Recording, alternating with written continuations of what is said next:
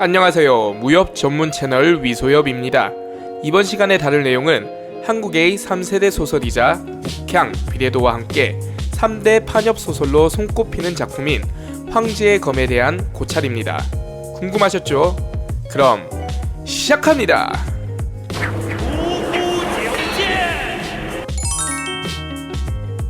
1. 황제의 검이란 황제의 검은 임무성 작가가 1999년에 집필한 무협 판타지 소설로 북박스에서 출판되었으며 성경, 불경, 철학 등 다양한 사상을 총망라한 무협 판타지 소설을 만들었으며 본격적으로 우주로 진출하게 되는 작품입니다.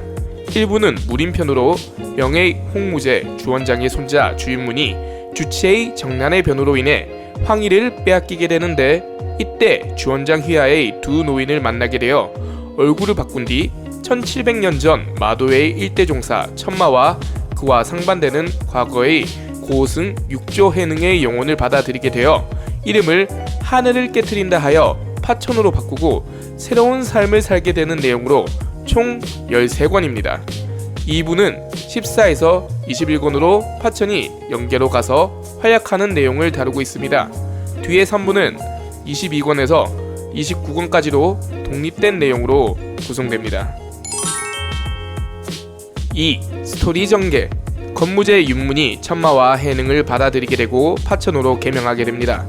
이후 그는 천마서생 파천과 옥면신룡 문윤이라는 두 개의 신분으로 살기로 결심하고 천마교를 찾아가게 되고 천마지존에 등극하게 된 뒤 무림 정복을 위한 사업을 시작하게 됩니다.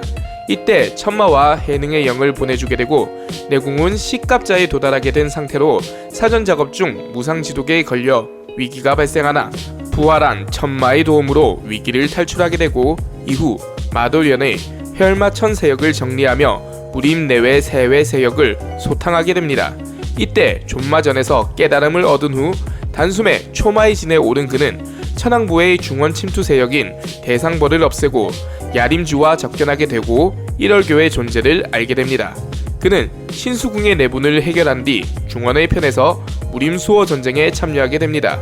이후 태산에서 해능을 만나 이야기를 하다 수호자를 만나고 자연검의 경지에 도달하게 되며 세무령과 무황벌을 타도하여 하나 그들의 수준에 도달하지 못해 하는 수 없이 신수궁에서 수연한 뒤 무황성 주변의 세력들을 대부분 제거한 뒤 무황성 최종 전투에서 모두를 박살내버리게 됩니다. 여기까지가 1부의 내용이고요. 2부에서는 1월교의 인물들이 최후의 적이라 생각했으나 그들은 마계의 끈앞풀이였으며 파천은 무림의 세계를 뛰어넘는 영계로 가게 됩니다. 마황 루시퍼와 대결하게 되지만 처참하게 패하게 되죠.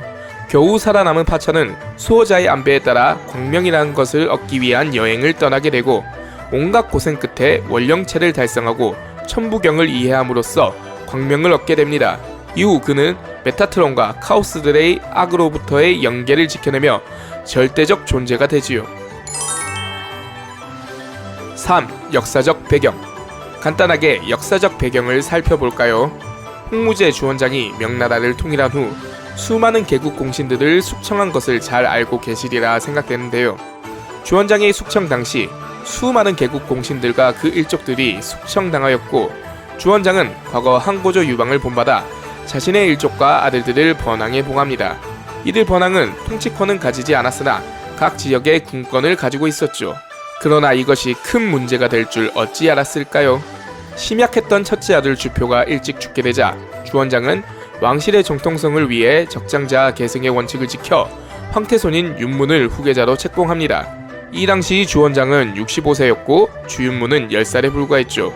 주윤문이 황제로 즉위하여 검문제의 시대가 왔으나 윤문에게 군사력을 가진 숙부들은 위협의 대상이었고 주원장의 아들은 무려 26명이나 되었습니다.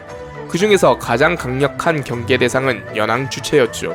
주체는 최북방 지역에서 몽골족을 막아내었던 무인의 기지를 가지고 있었고 형제들 중에서도 가장 능력이 뛰어났던 인물이었습니다.